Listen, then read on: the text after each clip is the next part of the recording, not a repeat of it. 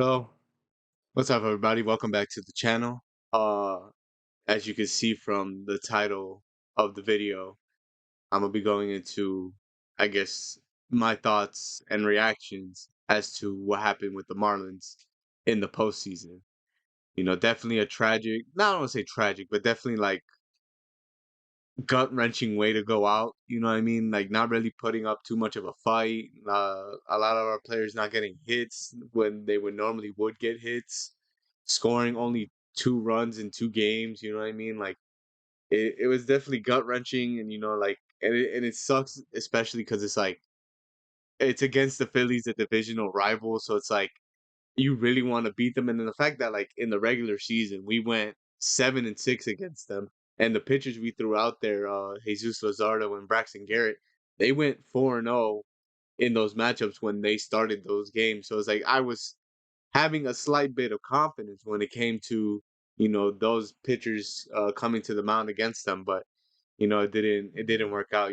Philly's just too damn good. You know what I mean? Like shout out to them, man. I don't know how far they'll go. I mean, they got a tough matchup now against the Braves, the best team in baseball. I'm not even gonna lie. Like, there's no holes in the Braves lineup, like anywhere. Like any one of those guys in that lineup can hurt you. So that series is gonna be definitely one to watch. But it just sucks that the Marlins couldn't put up a fight. But regardless of the fact of what happened in that series, I'm still proud of how the team performed the whole season long.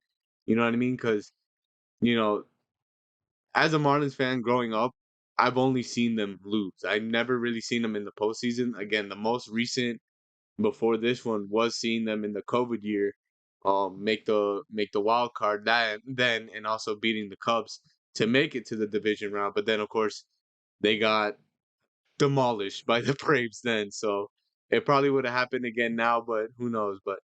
Um But yeah, so that was like my really only memory of them in the playoffs, and so it's like I didn't really want to count that because it's like the COVID year was such a small year, and like it was a shortened year, I should say better, and so I don't know. I don't really like counting the COVID year when it comes to talking about postseason appearances. You know what I mean? So like when we were going down the last stretch of games, I was like, damn, bro, like the Marlins are really gonna make it, and then of course like they were going like up and down, like with like again, like going up and down in the standings with like Arizona, Cincinnati, the Cubs. So it was like very tough, and it was like, are we gonna make it, bro? Because like it's looking a little rough right now. But sure enough, we made it. We clinched. Of course, the second to last game of the season. I had that predicted in my head like midway through the season when I was like, we're gonna make it. But then they went on like this big stretch of games of losing. I was like, bro, it's gonna come down to like the last game for us to clinch. I know it. And of course it basically happened. So but regardless of all that, like again, still a great year, you know what I mean? Like there were so many memorable things and like things to take note of, like of how many games we won by 1 run. I think it was like a good like 30 or so games, like in a lot of games where we came back on teams, like especially more notable, like the most notable one I think is against the Yankees when we were down like I want to say like 5 or 6 nothing, and we came back and won the game. That was crazy. I remember I was in Nicaragua, watching that game, and I was like, or not watching, but like I heard about it. I was like, that's wild. But that's when I knew there's like we have something special going, but it's just like we just gotta stay consistent. You know what I mean? Then of course like Luis Ariz going for 400 at one point in the season. Soler was starting to heat up, hitting bombs. We made the acquisitions of picking up Jake Berger, Josh Bell, who helped us make the playoff run. Getting Matt Moore and a bunch of other guys that helped us along the way. And I'm hoping like we we bring them back and just keep adding pieces. You know what I mean?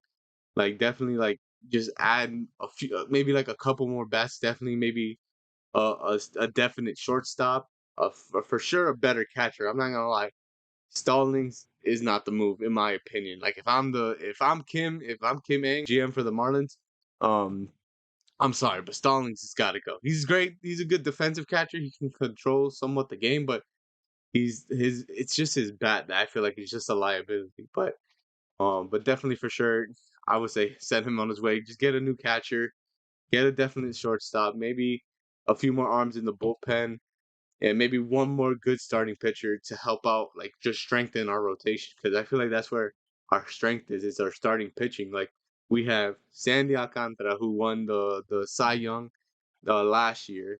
We have Jesus Lazaro who had an improved year, hit 200 strikeouts in like almost 200 innings. Braxton Garrett who's putting himself on the map.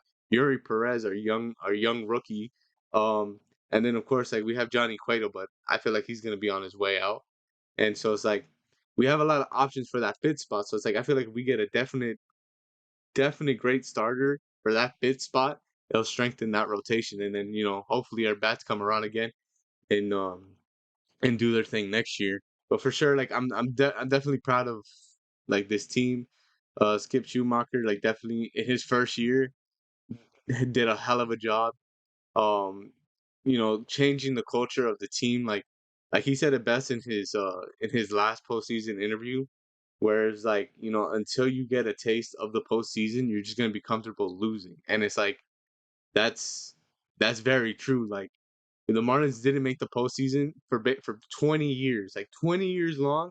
We did not make the postseason, and it felt like everybody in every year of the Marlins just felt comfortable. Like, damn, we didn't make it. Whatever, we lost. That's it. Like, it is what it is. Like, it's like no, like get upset. Like you can make the playoffs. You just gotta play better. The front office has got to do their thing too. Like in the off season. Like now that we're in the off season, Kim's got to start making moves or whatever, like once things open up to pick up players and stuff like that, especially coming December with those winter meetings. The Marlins got to make moves to add on if we're gonna stay competitive. If we want to have fans keep coming back to the stadium and have another year where we have just great baseball all year long, not just a month long stretch of good games and then we just lose every other game, like every other month. But nonetheless, like again, like Skip did a hell of a job. I'm thinking he's gonna win Manager of the Year because the Marlins didn't were not projected at all to make the playoffs, and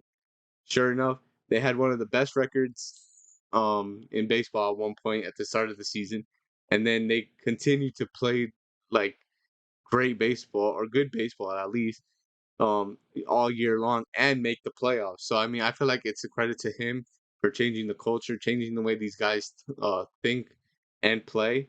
So definitely I feel like he should win it. That's just me being a Marlins stan. So we'll see how that goes. But definitely I'm proud of this team. I'm hoping this is the start of something new. I don't want to wait another 20 years for them to make the playoffs. I want to see this at least get more consistent and definitely a lot better. You know what I mean? Like, I know the Braves are going to be a dynasty. The Braves are already a dynasty. So, no, they have the East locked up pretty much. You know what I mean? I think their closest battle is with Philly, but the Braves got the East locked up. So, I want at least be consistently be in that wild card hunt and chase, win the wild card series and make it to the divisional round. So then hopefully we make it to the NLCS and obviously the World Series is the ultimate goal. But I'm thinking just baby steps, but definitely just keep staying consistent and making the playoffs. If we stay consistent with that, that's gonna make fans in Miami come out the woodworks out of nowhere, like how it did now. Just keep coming to the games and showing support. Because if the more that we show support, the more the front office is gonna say, "Hey, we got fans back in the stadium. Let's get better players to keep the fans in the stadium so we can win games and and bring back a World Series back to Miami.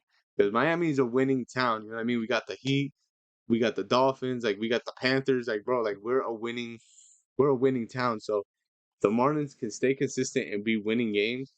There's no reason fans won't be showing up to the stadium, in my opinion. So I mean, it's just a matter of just staying consistent. Like we can't have this great year that we just had, where again we were projected not to do anything, probably just be in that third position, but not make the wild card or be that fourth position, whatever, um, in the standings. But for sure, definitely keep staying consistent. Be in that hunt, be in the chase, um, to make the postseason from day one. Like whatever we got to do to win games, we got to do it. You know what I mean? I guess to be a little bit more specific now against what happened with the Phillies. Again, definitely so gut wrenching, bro. Like I was watching the games at work. Like I couldn't fully sit down and just watch the game, but like I was following along as I was working. But it was just like it felt like every inning it was just like 1, 2, 3 Marlins, and then like 1, 2, 3 outs, and then the Phillies were up to that bat. Next thing you know, they got a runner out second. They scored, and it's like what happened? And then I remember in game two, before Bryson Stott hit the grand slam, I saw bases loaded. And I'm like, oh my goodness, man, no way! Right now, someone's about to hit a grand slam. Like, there's no way. And I just quickly locked my phone. I go back. Next thing you know, or no, I get a text from my cousin Alex. It's like, damn, game's over. I'm like, it happened. I know it happened. I go to check the score. It's 7-0 because at the time it was 3-0. I'm like, there's no way, bro, that just happened. And I'm like, and like that at that moment, I'm like, this game's just over. Like, there's just nothing we can do. Like, the bats aren't coming alive. Our rise isn't 100%. Like, it just a lot of things leading up to the postseason weren't helping us out either. Like Sandy not being able to pitch because he was hurt. Um, some of the new players that we have were ineligible because they just got to the team because of free agency or not free agency. I think waiver claims. So they weren't eligible to play. And again, Luis Ariz wasn't 100, like fully 100%. He said he could have played, like he played, but he wasn't 100%, as you could tell. And Jazz disappeared. I don't say disappeared, but like he just wasn't backing up the talk that he was talking. Fucking Soler basically just disappeared as a hitter. And just up and down the lineup, we weren't getting hits. I mean, Bell definitely stepped up to the plate. He was getting good hits and stuff like that. He was getting on base, definitely more than anybody on the team. So, he was doing his thing, at least trying to contribute, trying to help us out. But ultimately, it's a team sport, and we couldn't do nothing. But again, like I'm hoping, with new additions to the team, like key additions that we need, it helps us out and make the playoffs again next year and years to come. So let's see what Kim Ang does in the offseason with the front office. I'm hoping Bruce Sherman, our owner, uh, you know, opens up his wallet. I don't care what you got to do to extend or to give Soler some more money so he can stay. Do it, keep him because he's a big power bat and he definitely woke up this season. Um, give whatever money you got to give to free agents to bring them over. Please just open up your pockets. We need a winning team, like to stay consistent, or like what I mean. I'm not even asking for like an Aaron Judge, a Shohei Ohtani. I'm not asking for maybe Juan Soto. Juan Soto, I'm not gonna lie, I would love Juan Soto on the team. Just throwing that out there. Juan Soto saw something said he wanted to come back to the NL East or to the east side of the MLB. The Marlins are an NL East team. I'm just saying, just saying. Anyways, just make like I'm not asking for superstars, but just make good decisions, make the right like pickups. I mean, how they picked up Jake Berger and how they picked up Josh Bell, two guys where it's like they're not up there like with Aaron Judge and Shohei's, but they're good names and they know like we know everybody knows they can like produce runs and everything like that. Like from the time they got picked up to the time obviously the postseason started, they were tearing like they were hitting machines basically. You know what I mean? Like frigging first game as a Marlin, Jake Berger hits a walk off single, I think it was, and then Bell hits a 2 home run game, like one of his first few games of his career. I mean of his career with the Marlins, at least I should say. So it's like key pickups like that I think will help us along the way.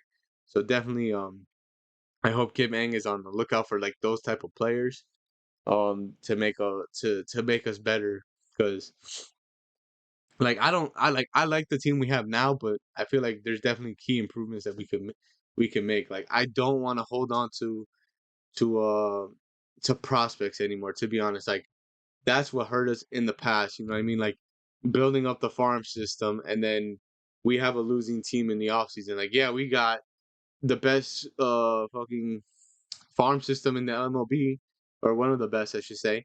And then, but then we got a shit team on the field. So it's like, what's the benefit of having the great players in the fucking in the minors if they're not doing nothing in the majors? So there's nothing to hold on to, and plus it's all just potential. Like there's nothing like that's guaranteeing that fucking Joe whatever, like just to say a random name, just Joe Random is gonna produce fucking 40 bombs, 100 and something RBIs. He's gonna do what Acuna did and steal 70 bases and stuff like that. Like no, like there's no like guarantee. Like there's players in the MLB we can go pick up right now that are guarantees like that. You know what I mean? So it's like, why not just go after that using those prospects? Be like, hey, like this is a top prospect in the majors. You want him? I'll give him for fucking I don't know, like Correa or something, just to say a random name. I'm not saying I want Correa, but I'm just saying a random name. You know what I mean? But like, just I don't want a prospect hug no more. I'm over that. I'm tired of building up a farm system. I don't want to do that. All right. Sure, we can keep some prospects, some that we feel like are almost MLB ready, like a Yuri Perez. He's MLB ready for sure. You know, Yuri Perez. I'm trying to think of other prospects we have. Whatever. That's the most notable one that comes to my mind. I'm a terrible, like, I don't know shit about our farm system. I'm not even gonna lie. Other than the big name like Yuri Perez, like, I don't mind keeping those MLB ready. Like, if we throw them into the lineup today, they're gonna produce. Like, that's what I want out of that. Like, how, like, the Yankees have Jason Dominguez, where he came in and hit, like his first few home runs in, like, his first, like, 3 games, 4 games, or whatever it was. And it was like, bro, like, that's what I want. I want MLB ready prospects. You know what I mean? I don't want to just wait like, hey, like this guy is the number one prospect in the Marlins farm system. Let's keep him around. No, for what? Like he's not gonna be coming into the league for like another 2 years, 2, 3 years, depending on how he plays, you know what I mean? Unless he's hitting like 50 bombs in double A or whatever. Bring him up to triple A, see what it does. If he keeps hitting 50 bombs, bring him in, then sure, we'll bring him into the MLB and see what happens. But I don't know. I'm done prospect hugging. Let's just get key players. Let's pick up some guys. Help the Marlins win games. Help the Marlins keep fans in the stadium, um, and whatnot. And hopefully we make the postseason next year. Uh, like it's like it just feels like unfinished business. Like we had just a great year. Like someone put it best. I seen on Twitter. Like if is the Marlins season's kind of like an MLB movie, one of those like baseball movies where it's a team where nobody had any hope for to make the playoffs or anything, and then like they're just known to be bad or whatever, or just yeah, just bad, and then of course the season starts and you just see like it increasingly get better, and then come down to the almost the last game of the season, and again, like I said, make the postseason.